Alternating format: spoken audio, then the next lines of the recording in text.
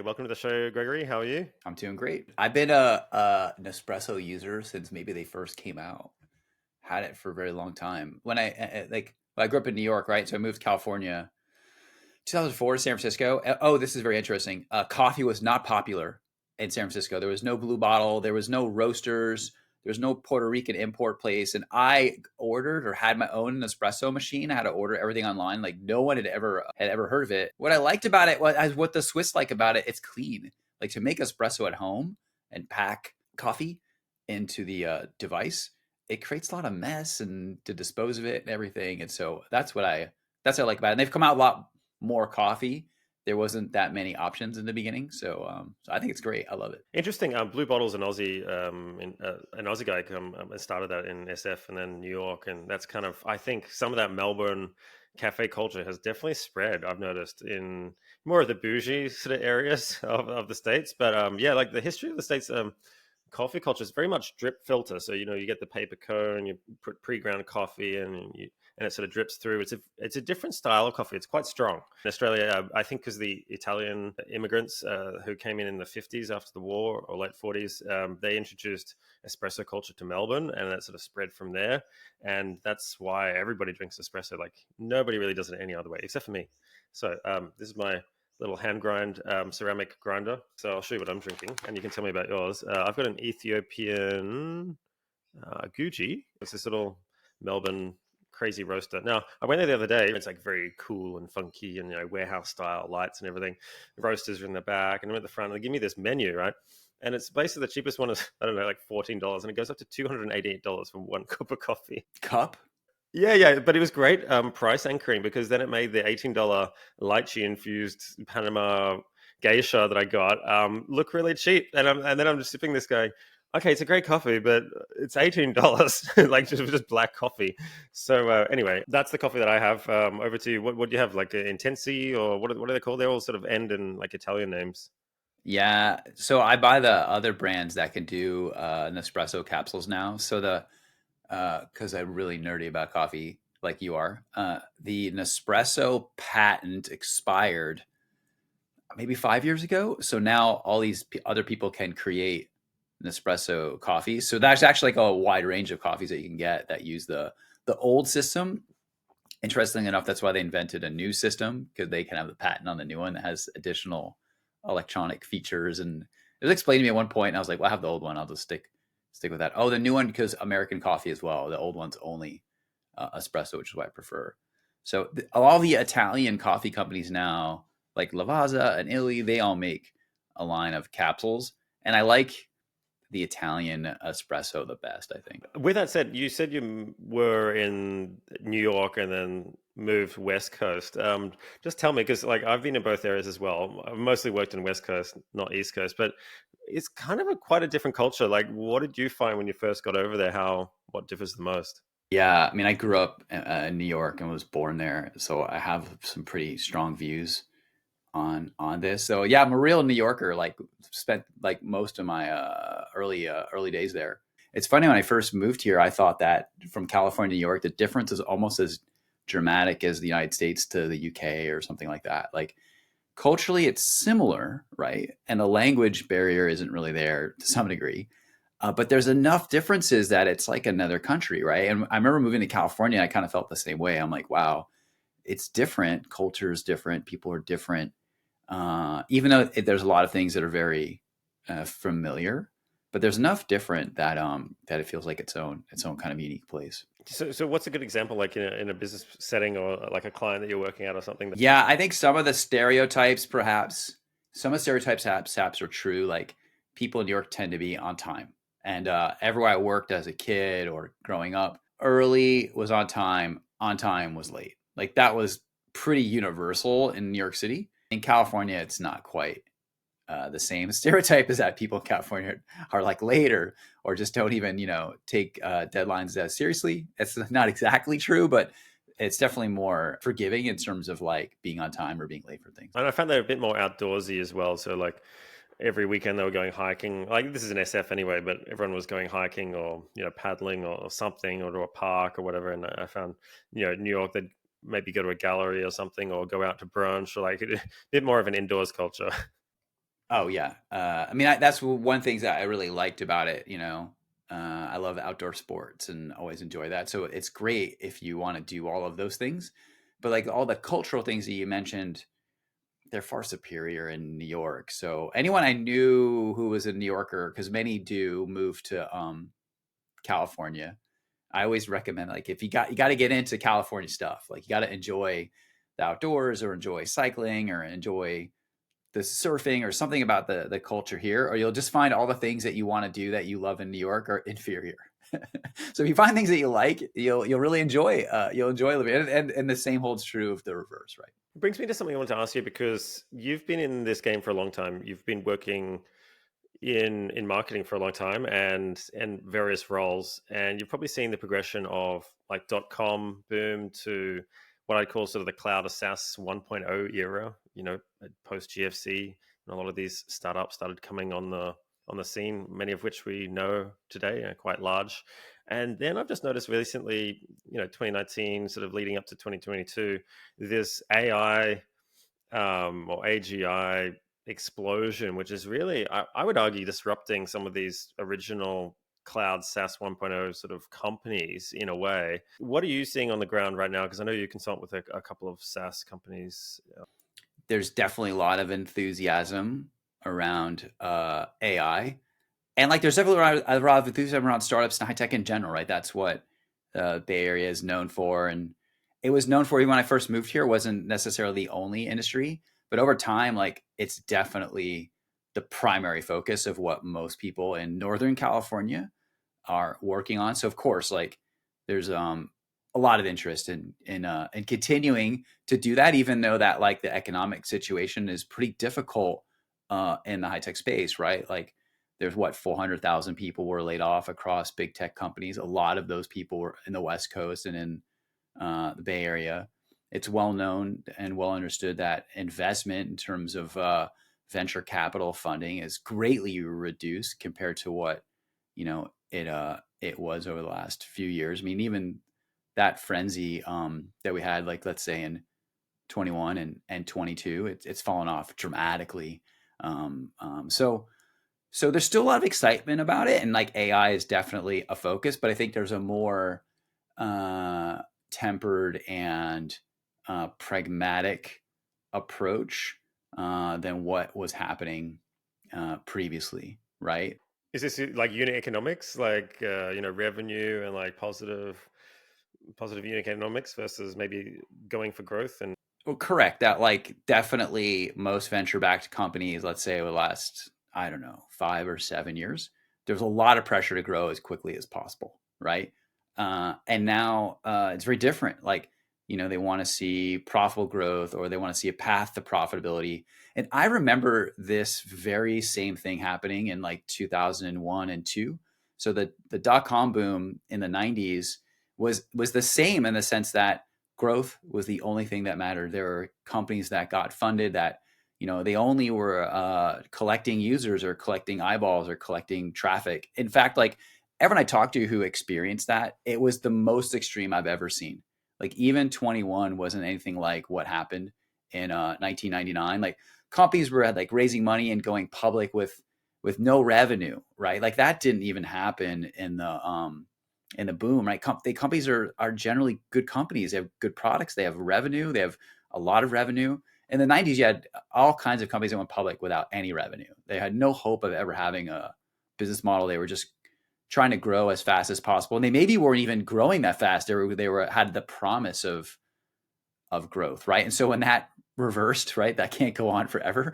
There was definitely a lot of scrutiny on: do you have a business that is going to show potential for profitability within like, let's call it a short time frame too. Like venture capitalists are trying to make a profit. These aren't like research divisions at a university. They want to make an investment and get an exit within 5 to 10 years. So they want a path to profitability and want it to happen fairly quickly. yeah, I remember that napkin business model sort of era, where that was very much .com boom, wasn't it? It's like people were raising money and in conversations in a diner, writing their idea on the back of a napkin, and like they'd get funded. I mean, I never saw that in like around 2008-9, like that. That was literally I've talked with people about this. I'm like, because it like the SPAC craze, those things were pretty wild. but nothing compares to what happened in the early 90s when the internet was brand new and people were like literally getting funded with business plans that they had put together, 2 days prior. The feeding frenzy in terms of the IPO scenario was really different. The restrictions were a lot less. You could go public with a lot less, right? You could go public without revenue. The IPO process it was just really different than what we know today. There's a lot more regulatory scrutiny and I guess just professional requirements. Theoretically, and this stuff does happen. There's still people that go public on other exchanges, perhaps outside the United States and stuff, which is more complicated conversation than we're having and beyond my expertise, right? But like on an American exchange today, you can't really go public without revenue. Yeah, it's true. So that brings me to the point that a lot of firms are sort of in this phase where they're having to shift from this growth at all costs, on paper mindset to more, I would say, traditional sort of positive business, like something that's less akin to a startup and more akin to like any business that's starting out. So what do you see there as the sort of major struggles people are having? Because what I've noticed, quite surprisingly, is that teams are looking at different channels and they're looking at this thing called brand and going, oh, well, we need to do these brand things. And they're sort of focusing more on, I would say, marketing fundamentals as opposed to, top line traffic, users and using digital media for this. So like, how do you see that affecting teams and how are they struggling or benefiting from that? Yeah, great question. And I've been in like advertising and marketing for a while too. And I was just thinking about this, how like it's come full circle. So I remember the transition from a traditionally focused advertising world to digital, and the unique aspect was that it was measurable and it was very exciting, and the ROI was fantastic in the beginning. The click through rates were really high, right? It was a new channel, and people were able to like kind of mix a lot of different things together, and I think got a lot of value, a lot of ROI out of digital. And they were able to augment it with things like television, and let's call that perhaps brand advertising. And I literally worked in campaigns where you'd run a TV commercial and the click-through rate would go through the roof, right? And over time, like the digital portion became larger, more competitive, right? In the early days too, the prices were super low. So you could get crazy ROI out of digital channels. And as they became more popular and people put more money as and became more competitive, and the ROI started to decline. But the mobile boom really changed the game once again and provided another low cost channel. I even had a presentation I took to Google one day that showed like what the PC CPC was and what the mobile CPC was, and how the gap was like massive. And the startup that was at the time, our value prop was essentially like, move your software, whatever your business is, to mobile, and you can acquire users at a fraction of the price. And I remember the guy in the meeting saying like, yeah, but it's going to go up, right? I saw with mobile, they were creating even mobile agencies. I remember at one stage, like, do you even know about a mobile agency now? Like, it was that big that a lot of the agency groups would spin off. So I had a mobile app acquisition company where we sold ads to drive mobile app downloads. And at that point, like the attribution was perfect. You could attribute everything and really dial in your targeting. And you can even like negative target. You could do all kinds of things that are not available now. And you could download all the, like on the App Store as well. You could download, I remember a CSV and it had device IDs, the person's name, like everything. Yeah, and there was like, it was a really interesting time to be doing this stuff, right? And so there were mobile specific agencies because there was so much technology and expertise that was very unique, particularly in the app space. And it was the app boom, right? And so most of the big apps now have been established. Like there's not really, I think I can't remember the last time I like installed a new app on my phone, and I don't go surfing the store looking for them, but there was a period where that was something that people did. And so having expertise in that mattered. And then like now, like most ad platforms or any advertising that I'm aware of that I see other people doing, like the vast majority of it's mobile web, and they just bucket it all together, right? App or mobile web. There's not really a need to kind of differentiate between the two. Yeah. So what's the next big thing then? Because it's someone was just talking to me the other day about it's been a while since we've had a new channel. Really, like when was the last new channel? Like we've had social. It's a category of channels like TikTok, maybe a couple of years ago. But I mean, it's not that new when you think about it. And it's just another social channel. But like I think sort of we're reaching that point where what is the next thing, and people are going, well, maybe I will put money into TV or radio, or maybe I will go a bit old school with direct mail or do an event activation, instead of being sort of box hold. Yeah, I think people are like, so I guess it was like I was thinking how it's come full circle, right? So I went through like, the digital era, things migrated digital, it got really incredible in terms of ROI, and then it started to become much more difficult. And the space we're in today, I think actually very hard to get ROI out of digital, or it's a channel that's been over invested in, and they're like perhaps even cannibalizing on their brand. Something you and I have talked about, and something that I saw like in the last 5 years. I think the more sophisticated CMOs out there, I think they start to understand that like the less investment they were making in their brands was actually starting to have an impact, and that even though perhaps the day-to-day metrics on the digital side all looked great, they were sacrificing long-term brand. And I think that like if you think of how I started, all of those brands, they made huge investments in brand, and the digital stuff had crazy ROI. There's a lot of reasons for that, but over time, the migration to digital and the less investment, let's call it traditional brand channels, I think had an impact. And I believe that like the lack of investment that people have made in like, let's call it brand advertising, and the like obsession with direct marketing, I think that people are perhaps going to rediscover brand, right? And now that you can't measure digital in the same way, particularly to the world that I was describing where attribution is perfect, you can see everything, you can measure everything, you're going to have to look at a different way. And I think people are going to have to make an investment in brand. I think brand means something very different than what it meant in the 90s. But I feel like that's perhaps where things are headed. I suppose that juncture is kind of what motivated me because I was doing a couple of consulting gigs as well, similar to you, and this discussion was happening, and you could tell that they wanted to invest in brand, but they didn't actually know what this was. Like, is this a new bunch of channels? Is it? They knew it was something long term, but they couldn't define what it is. And I think there was a lot of misinformation going around, and because I say that brand is the perfect hiding place of bad marketing as well, often, right? So you got to be really careful about how you do that. Otherwise, it can just be like, well, we've let you off the leash with any accountability of measurement, so just spend whatever.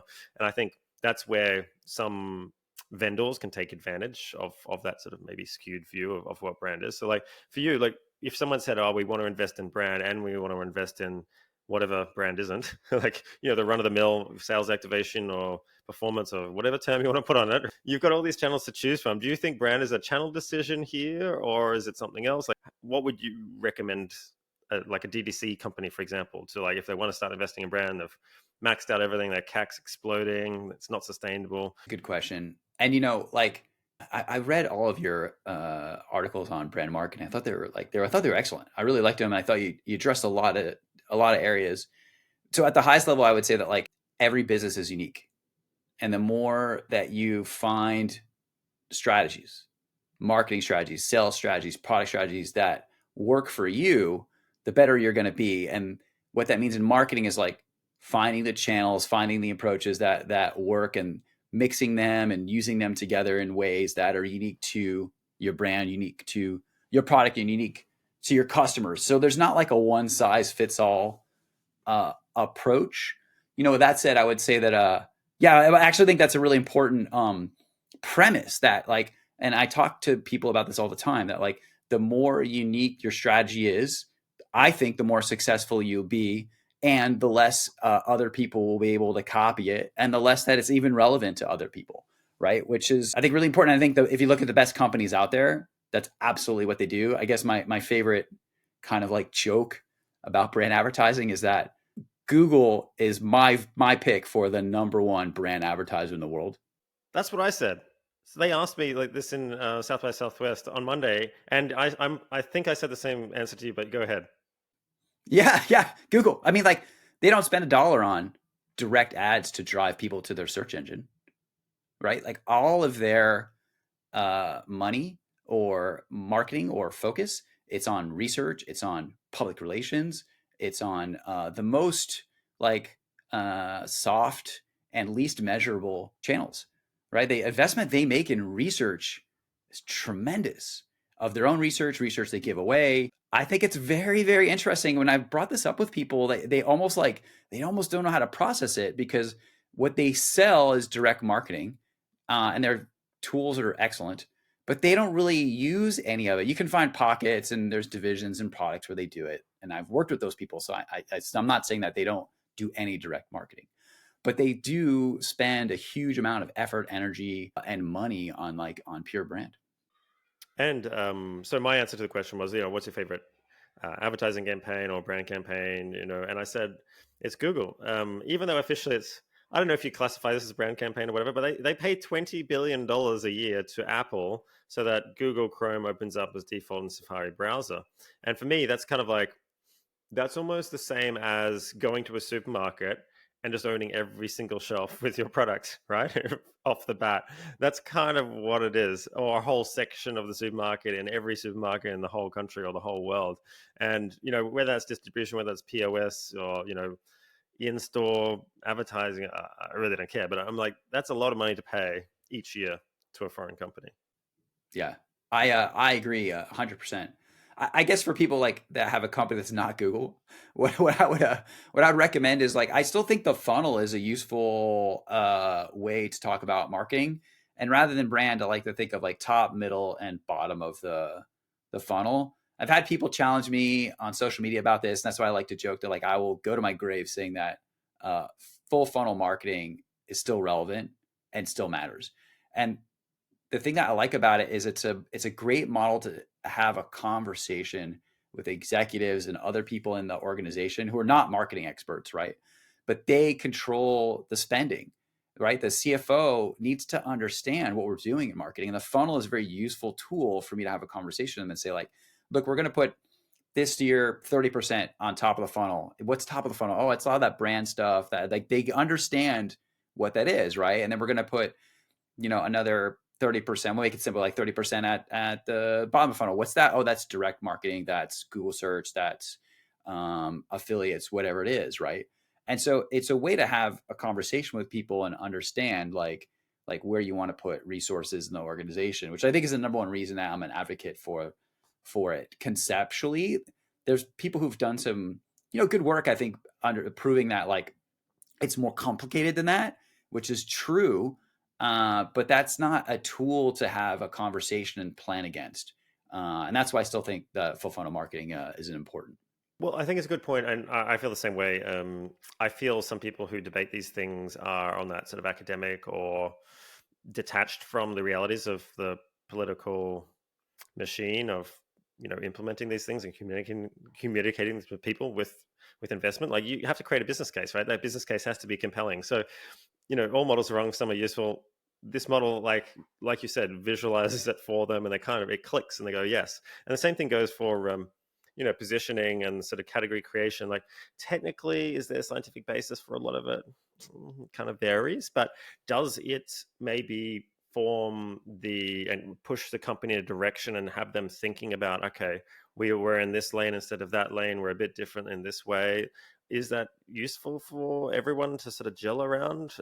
Yes, even though if you read some academic papers, like, positioning eventually regresses to the mean of, like, everyone just being a bigger brand than somebody else, and that's kind of, nobody really cares. But when you're small, it's really critical, I find, as well. So there's a lot of variation in some of these laws of marketing. I find that we could debate them all day how technically true they are, but yeah, whatever works for me.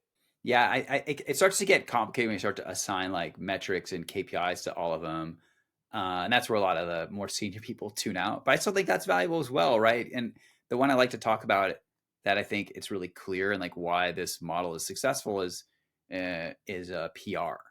Like, if you put that on top of the funnel, the expectations around the KPIs become very clear. And I know a lot of really fantastic PR people who are really frustrated when they get forced to try to turn PR into like a direct marketing channel, and they want to measure like how many website hits they get or something like that. So you start to do like really odd things that are counter to great PR, right? Like great PR KPIs are like, what is the quality and the popularity of the publication of the article gotten?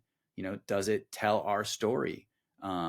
Is it something that is relevant and timely and of a topic that's positive? Like we want positive press. Like I don't think all press is good press. Like we want people to say great things about us. I think those things are really important when it comes to press, and like how many website hits it drove. That's not the right channel to make it do that. Yeah, it's funny. I just had a former client get on news, and it the story, like, it was a good channel, right? It was like breakfast TV, and then like the story was relevant and everything. But then they got inserted with like the negative side of the story, and then they got associated with that. I'm like, yeah, that's probably not great press, but like, good job. You got lots of eyeballs, but the message was not the best, I suppose. Any publicity is good publicity, unless it's like bagging out your actual service. So but yeah, no, I think it's really important, that sort of that flexibility of looking at, and I call it like primary, secondary, and tertiary metrics and measurement effects. So I sort of like, if you're using a strategy, everything sort of folds and plays into one another in a sort of adjoined steps. And I think that's where you craft, like you said, coming back to your unique strategy. It's like, it really depends. So like, and I hate to use that word, because all the clients are like, oh, well, that gives me anxiety. But I'm like, it is like mass personalization, really good marketing. Like every single company, different budget, different stage, different size brand in the market, different positioning, whatever. And I find, yeah, using all those elements is the craft of really good marketing. I think I want to write this, guys, to go, hey, these are the first principles, right? How you execute that, which channels you use, what messaging strategy, it's all secondary, right? But understand how it works or doesn't first, and then craft something off the back end of that. And I find if they don't do that, they just sort of, they reach out for that sort of silver bullet or buzzwordy kind of vendor that's selling them the dream. And I've just seen that fail so many times. Yeah, yeah. Well, it's just changed a lot, and some of it's good, but maybe people have become too obsessed with like bottom of the funnel measurement, and that's what I said earlier, was where I think the more sophisticated brands and people who had been around were like, okay, maybe we're over investing here. Like, our brand, we're seeing a lot of like numbers. Like we're getting a lot of like, you tell me you're giving me conversions, but like overall my business is not growing. Right? I've heard that one, right? Like, okay, I've got all these fantastic metrics, but like, where's the ROI at like a high level? Like my business needs to scale and grow, and I'm not necessarily seeing that, right? So I think people start to understand that like the incentives on the people that are selling the advertising is to make the metrics look great, right? And so you've got to be smart as a marketer and figure out like, how does this work and how does it make your overall business grow? That's the most important thing.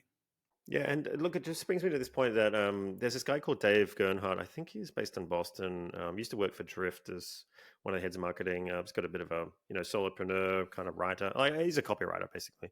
Kind of pretty popular on social media. He's got his community. And he was always saying like, don't bother working for a CEO who doesn't get marketing, right? And I'm like, my point is like, yeah, that sounds great. But also, there wouldn't be many jobs left for marketers if that was the case, because it's very rare they get marketing. In fact, it's not always their job. But then I was thinking, actually, to myself, actually, marketing either is part of your organization from the start and sort of filters down throughout the whole organization, or it's not. It's like a separate sort of thing that's like, oh, we're going to allocate some money to marketing.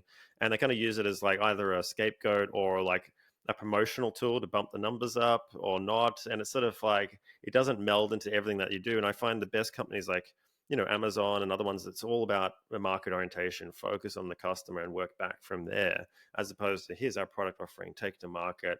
Why isn't it working? Marketing, help us out. It's a very different way of embracing the principles and the function. So what are your thoughts on a CEO either getting it or not getting it? I mean, like, yeah, I mean, at a high level, like if you could craft the ideal work environment and have the ideal product, an ideal boss, an ideal universe, an ideal financing, like, wouldn't that be great, right? But that's not the reality that most people face, and not been the reality of all the jobs that I've had.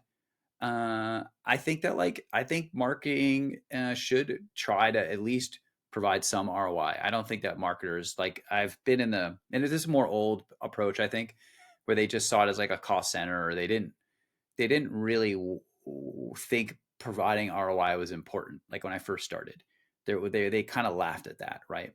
And I think that culture has definitely changed in marketing. Everybody wants to figure out how to like measure ROI, measure marketing, understand the value that it brings, right? I think there's a lot of arguments about how to do that. And I even would say something like very like big picture, like, well, we've only had these metrics for a short period of time.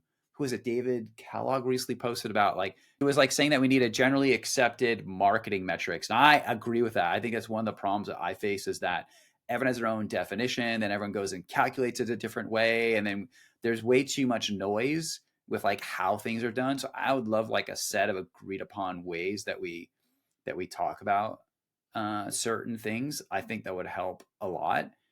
Whether we'll get there or not, I don't know. But there's people who are thinking about these things. So somebody's just said it's new, and like, how do you measure marketing? And not everyone agrees or can figure it out. Right? I think that's the other challenge is that it's not always clear how to do it.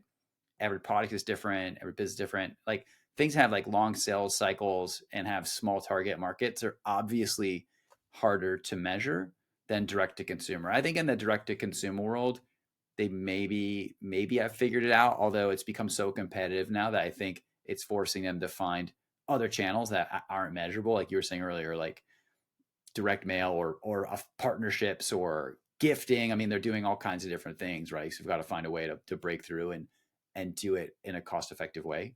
So yeah, I think that like it's a conversation, and marketers and marketing leaders need to get better at having those conversations. And that's why I think the full funnel marketing concept is really powerful, because it helps get everybody oriented on where we're making investments and where can you expect different types of measurement from. Like when you start to dive into marketing, it's so complicated. I think that a lot of people don't appreciate that. I used to say this to most CEOs about management.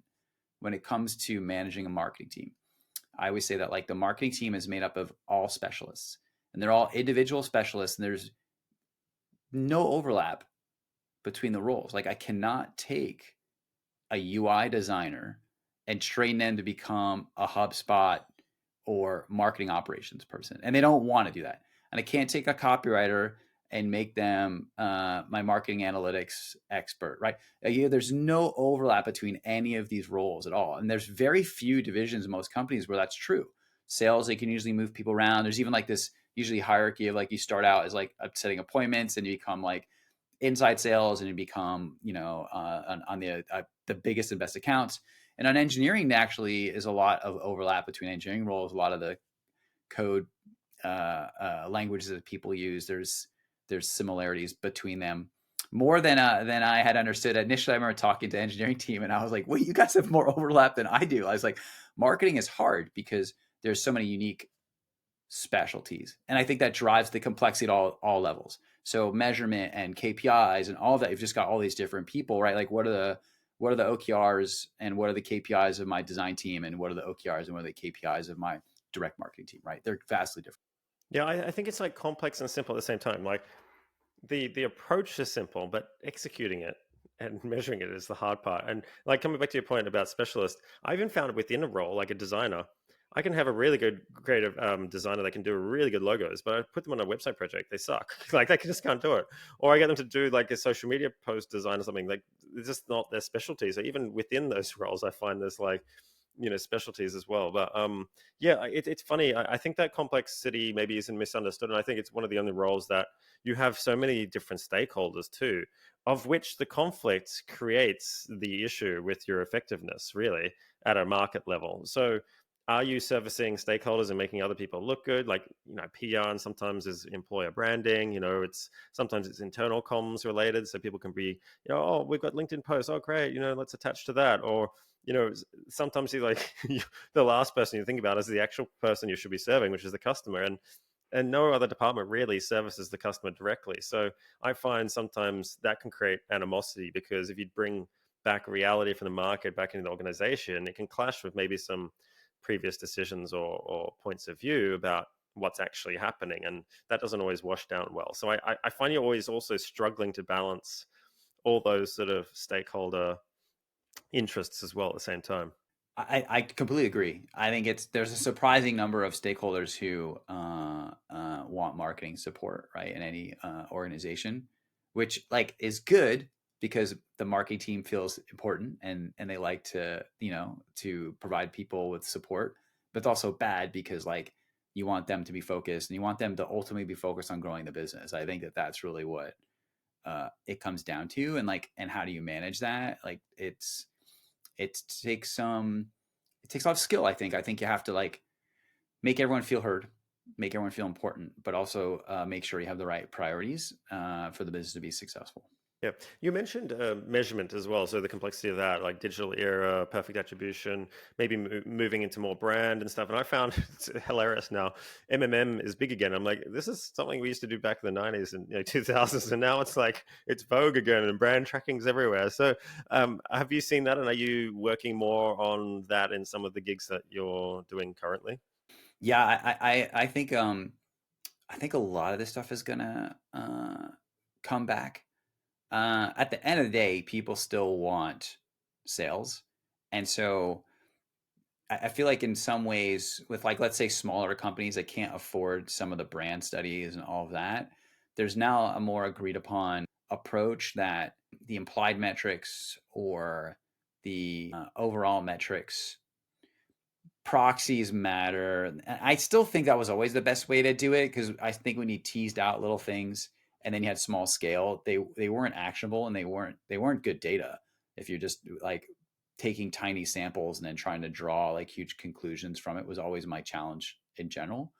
But I think now there's like an acceptance that let's just put all of the leads together, whether they're organic or whether we paid for them or wherever they came from. Let's just like look at across the board, like what is our cost per lead today?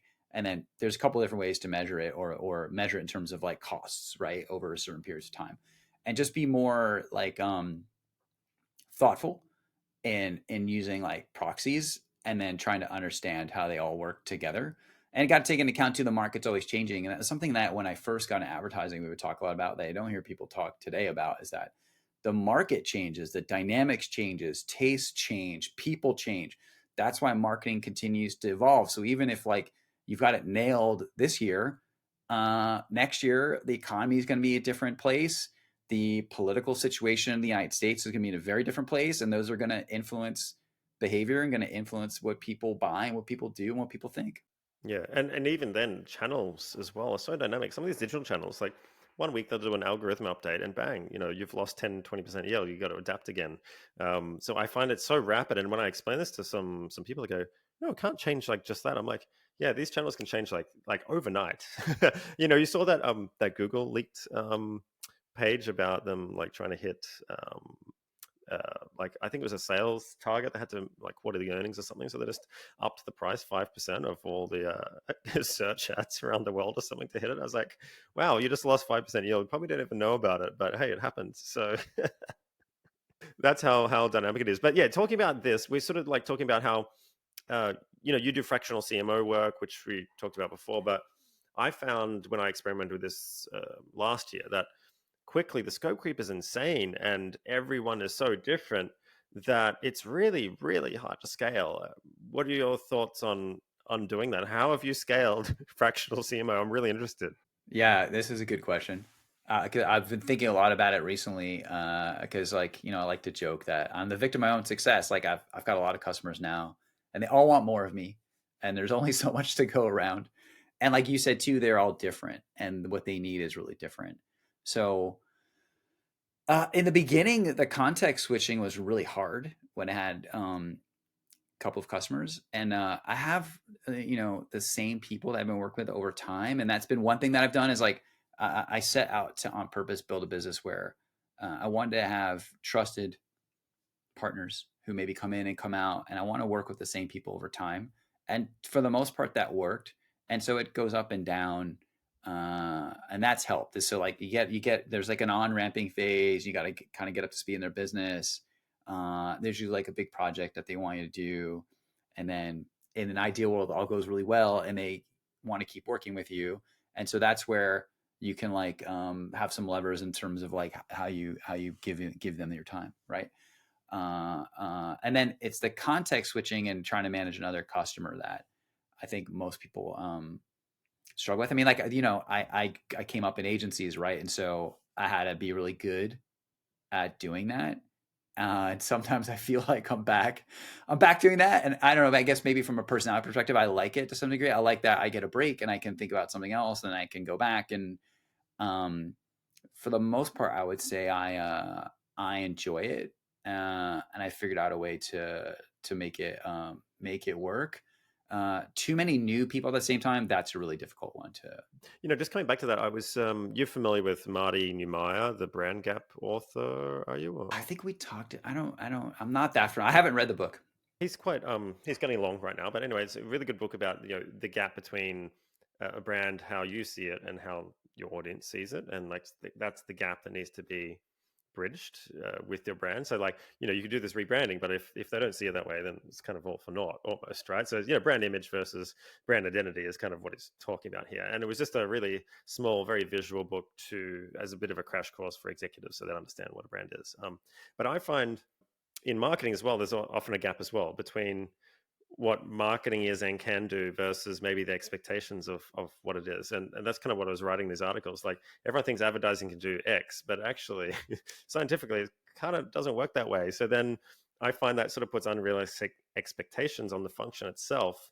And you're having to educate and dispel myths, then you spend actually executing good work sometimes. And, there's a bit of an education phase because of that. But, do you think that exists in the function itself? Look, I was in advertising my first 10 years and then I went back to school. I got a marketing degree and I've been in marketing ever since. And so in my mind that there's the two are distinctly very different.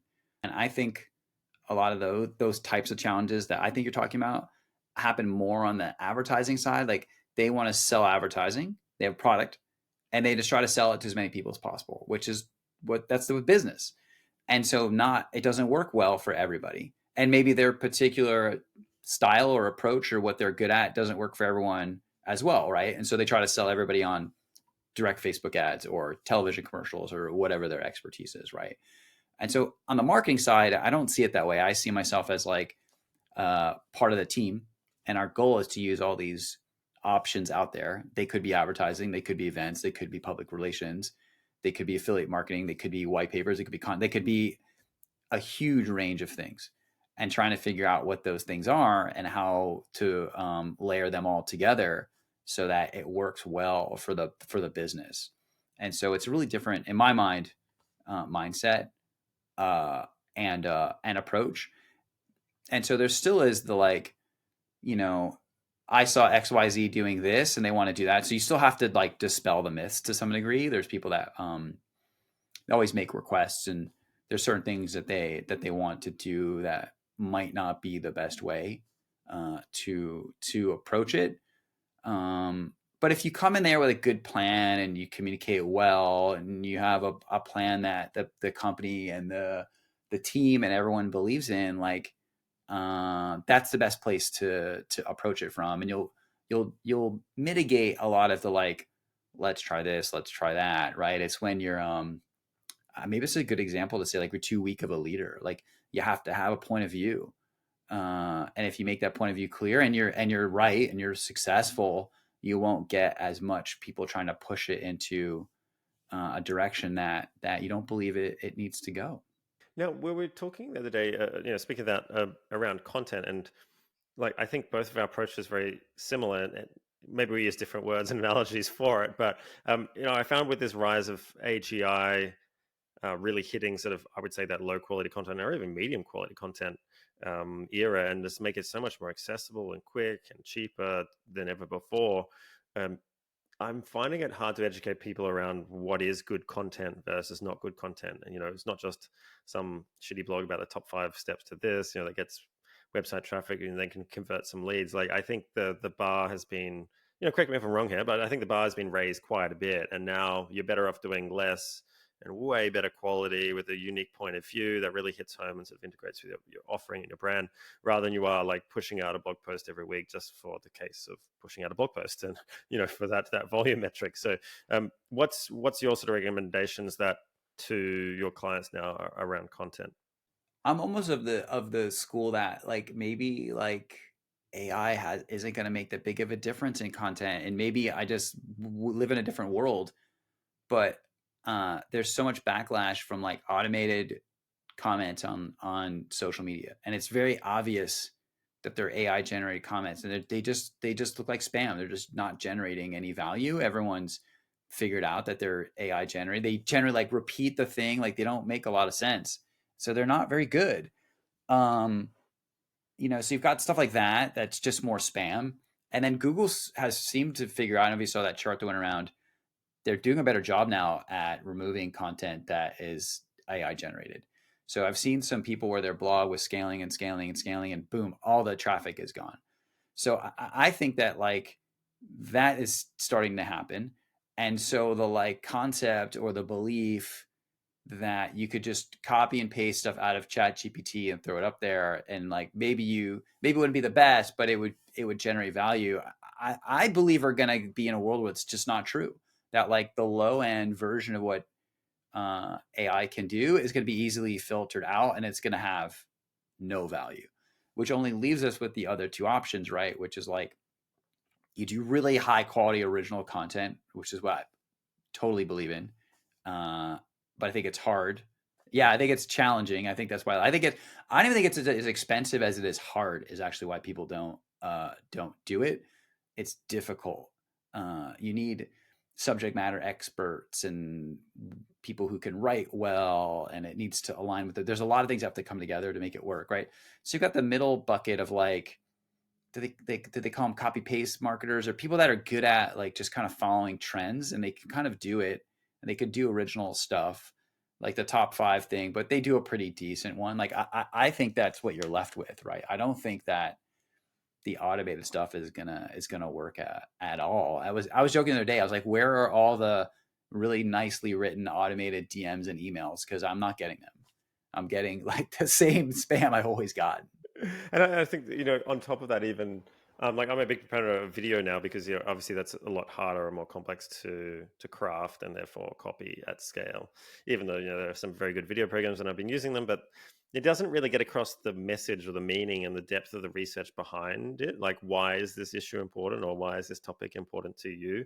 And I think this is basic marketing 101. And the same thing with the sales messages. Like, they regress to the mean of similarity. So therefore, even if something does work, everybody else then copies it because it's in the AI bank, and then it becomes less effective. So you're in this constant sort of like hamster wheel of trying to find the perfect, sales DM or whatever. So it kind of works against you at scale, just faster. So the cycle is faster rather than it's more effective. So I find most of those gains pretty fleeting. But yeah, I find like, yeah, video content seems to be sort of the way I think a lot of people have been going and investing in that, and it's been a mark of differentiation. Not to say that, but then at the same time, writing this article series, it was funny. Just last night, Mike Taylor, this guy from UK, really big AGI guy or AI guy, sold a performance agency to BBH and exited. Very smart guy. Just tweeted, "Oh, I listened to your podcast episode, and it's awesome." And it's saved me 10 years or something. And I was like, "Wow, that's a great testimonial." And then I was like, thought about it for a minute. I'm like, I almost didn't create that episode because I'm like, it was an article series, and I thought to myself, oh, I should really create like a synopsis of me sort of almost reading it back like Audible. And then now it's kind of blowing up. I was like, I'm glad I did that. So I'm finding different people consume content in very different ways, and other people just want a 2-page summary, like just give me the bullet points, and then how do I do this? And then other people are like, I listened to your podcast in the bath. And I'm like, what? Or I watch your podcast on YouTube in the bath. I was like, okay, that's specific. So I think, if you have the core idea and the thought process, like, why is this relevant, and start from there, the strategy, and then the formats really kind of branch off that. And then you got to distribute those to audiences, which is the next thing. But I think a lot of people just go, oh, article, content, post, copy. And they don't really think about why and where that kernel of strategy is coming from. And that's why I was interested in sort of your approach there. Can you reveal any of your secret sort of approach there, or not? I wish I had a simple answer for this one. I've always been into, I guess, like I was a pioneer in content marketing. I was at this early startup more than 10 years ago. We had no budget, right? So we're like, what can we do? And I was like, well, I know how to write, and I think we can write good content. And we just set out from there, and it took off. And it was in the early days when like people hadn't done a lot of it. And so I started approaching, this was like the blog era. Blogs were still popular, where everything's on social now. And so I was able to approach most trade publications and even some big publications and get stuff that I had written published. We got a lot of it published, and it would let you link back to your site, do all kinds of things that like are very difficult now. And that's when I saw like, wow, like high quality content, you could really move the needle with it. So that door kind of closed in terms of like being able to publish it onto trade publications. But now social networks are really big, and building a following on social, I think I think it's the answer to your earlier question about like where is this all headed. Like I think that's it. I think that's going to be people's only choice. This has been on Marketing Against the Grain recently. They were talking about like creators, and the future is going to be creators and B2B creators, because the costs just keep going up. There's just so many people out there trying to buy advertising that creators are going to be one of your only options, and that businesses, startups, like different people will create these content creators for their vertical and niche in ways that like didn't exist 10 years ago. So like B2B, like marketing creators, it sounded kind of crazy a few years ago. Now there's all kinds of people talking about every kind of niche topic out there. And I think they're going to get bigger and bigger and bigger. And I think that's the way to go. I mean, when it comes to like techniques to create content, it's kind of like asking like, where does, creativity come from? Like, I wish I knew. I would just bottle and sell that. No, fair enough. Okay. You got to hide your secrets. I've got a bit of a methodology, but like, for me, it always starts with some sort of form of research, like finding out, what are the triggers to the purchase, context, and then sort of the creativity, I think, branches off that reality. You got your product purchase, your product offering itself, and then understanding that, empathizing with them, and then sort of finding a creative way to wrap that into something that they'd be willing to look at. I think it's the craft. Yeah, I think, I mean, what you're describing is like the classic content creation approach. But I think today you need a lot more content than ever. And so, how do you create a high volume of content is what I think people are struggling with, and a lot of people I think haven't arrived at this idea. So they can follow a plan, they can like research. Research has always been the driver of like most great content, but taking that and then disseminating it and doing interesting things with it and coming up with ways to distribute it across all your channels and do it in a high volume. I think that's kind of like, I think that's the hard part where like people haven't all figured that piece out. And, I that's what I'd recommend people to focus on, is like, how can you take the content you have and like slice and dice it and remix it and use it in a lot of really interesting ways. I think that those are the marketers that are gonna win going forward. Okay, great. Well, speaking of that, I think we covered some really good topics there, but I've got to go a couple of questions at the end, just to some quick fire questions and see what your answers are, okay? I just thought of another one, a new one. What's your favorite B2B content creator then, in that case? You must have a TikTok follower or something that you really like, or... Oh my God, my favorite B2B content creator. That's a really tough one. Jason Calacanis, like I listen to his podcast all the time. Well, I remember him from New York.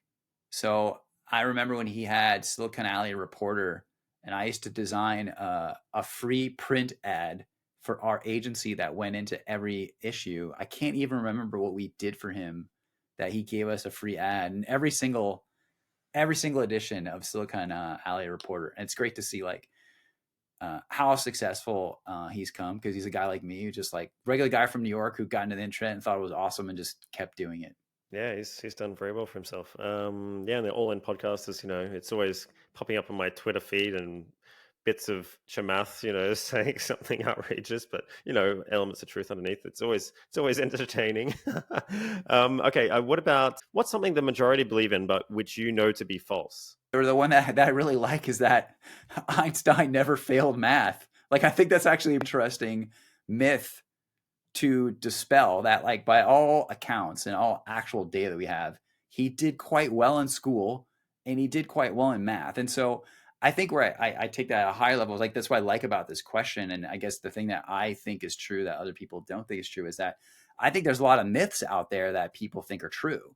And like when you dig in and you look at it, it's really interesting to understand the reality behind it. And I think the Einstein one's a good example. I think there's a lot of like anecdotes or common sayings out there that they're far from what actually happened, and they're just nice stories, so they persist. Like the idea to like debunk this, that Einstein actually was good in school, like it's not a great story. It doesn't kind of no one wants to hear that, and so even though it's true, I don't see it going to be catching on anytime soon. See, I have this thing about lies versus the truth. Like, no one really actually cares about the truth. They want to hear a good story, even if it's like indicative of the truth or not. It doesn't really matter. They want something that can entertain them, and sometimes the harsh truths as well about marketing is something nobody wants to hear about. So, like the importance of distribution and pricing and products and stuff,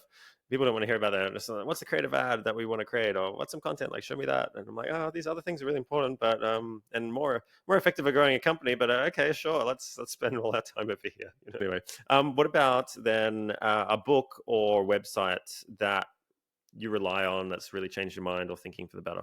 There's this book on negotiation I read many years ago called Bargaining for Advantage. And it was like maybe the first book I ever read on negotiation. And I don't think it's very popular anymore. It changed my life. And I recommend it to everybody. I gave it to like our events manager at one point, and then she started ruthlessly negotiating with everybody, getting the price. I was like, this is, wow, you really got into this book. It's an excellent book. And it's one of the few books that like, it's very conceptual, and it talks about like trying to understand who you are and your genuine style, and then how do you quickly assess other people's genuine style, and then figure out the right path forward. And I've never read a negotiation book ever that's taken that approach. Do you like getting the yes or getting past no, or like they're all very formulaic usually, and that's the only one that I know of where it had like an assessment. And I was young at the time when I read it, and I was like, oh my god, like I'm really that competitive. Like I was genuinely surprised by that at the time. Now I'm very comfortable with it, but at the time I was like, wow, like okay, I fall in the competitive category, and competitive people assume that everyone is competitive, and they're not. And so you have to be like aware of that, and then try to identify like what type of strategy or approach the other person's going to employ, and you'll be a lot more successful in negotiating. And I still believe that that's true today. What about a piece of tech, or it could be hardware or software that helps you do your job better that you want to reveal? Like, you work in tech, so you must know something. There's an AI tool that I use to do video editing like this, and it totally automates everything. I was astounded at what a good job it did. And it's called Opus Clips. I met the founders at a dinner, and they're like, try this out. And so I was like, does it just take like a YouTube video? And they're like, yes. And I was like, oh, now I'm sold. Because any of these things where I have to like download something and upload in the format, like I just don't have time for that. So when it's easy to like access from that perspective, and then it works extremely well, of course. But the fact that it would just take basically any video was just incredible. So good. Okay, we shouldn't spread that one too much though, because got to charge people for this stuff. But anyway, what about a meme or a quote or something around, I don't know, the field of marketing, whatever, that just makes you laugh, or it's so good that you put it in everything? Oh my God. We did pub trivia one night, and I was about to leave, and they were like, the category is going to be internet memes. And I was like, I have to come back. And then we won pub trivia, and we ran the category. So yeah, I don't know if I should be proud of that, but there's so many meme accounts out there that I love that are hilarious, and like on a variety of topics. Like, well, that Buco Capital, that guy is really, I don't know if it's a guy, but that one has become very popular, really, really popular. And some of the stuff is really funny. I mean, anonymous accounts on Twitter that are run by obviously the world's most intelligent people are the best in general. Like it keeps me on Twitter. It's like this guy like works at the Economist or something, and it's like an anonymous account by somebody out there. It's just like it's something so unique and special and entertaining that only the internet could produce. I love it. So I've got a good story about that. There's this guy called, I think it's got 5 numerical eights, 8888888 account or something like that. Anyway, I think he's like a hedge fund manager. He was born in Brisbane, like where I am right now. But now he sort of lives between Singapore and Brisbane. I'm trying to figure out who this guy is. It's really funny, but he's sort of just like very jaded about the whole world of finance, like exposes all the corruption and that kind of thing, and like the housing bubble and debt funding and sort of how that all works. But he just has the best memes. I'm basically just on there for a couple of these guys or girls, I don't know. They just have the best takes on it. So yeah, no, I completely agree with you. Over to you now. What do you do? Give us the sales pitch, and what's the best way for people to get in contact with you if they like what you're talking about? Yeah, I market myself as fractional CMO, but I like to lead with content, and I like to think of it as like marketing strategy and content. And so the name of my agency is called Brandzen, and yeah, you can check it out at wearebrandzen.com. And so I like this kind of the conversation I'd say like I like to frame. I think content has become the term that's synonymous with brand nowadays. Is what I think has happened. And that's totally how I think about it, right? Basically anything on the organic side, anything that's content driven, but that's trying to like achieve a goal, right? Fuel the demand for whatever you're trying to do with your business. That's the area that I like to play in. Yeah, great. I think it's a good place to be. So, look, thanks very much for your time, Gregory. I really appreciate it. And yeah, until we talk again soon. But I reckon we should have some more talks after this because there's just so much similarities what we do. So, always find it enlightening. So, thank you very much. Yeah, that was great.